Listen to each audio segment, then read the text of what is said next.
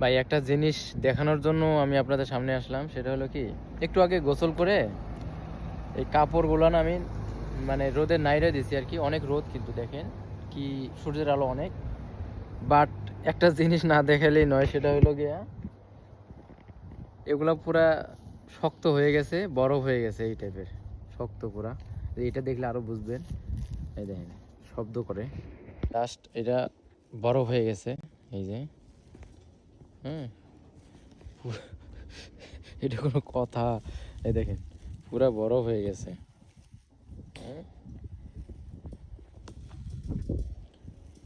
ও মাই god. এই ভিতরে পানি ছিল মেবি, এই কারণে বরফ হয়ে গেছে। এই দেখেন এটা। আচ্ছা।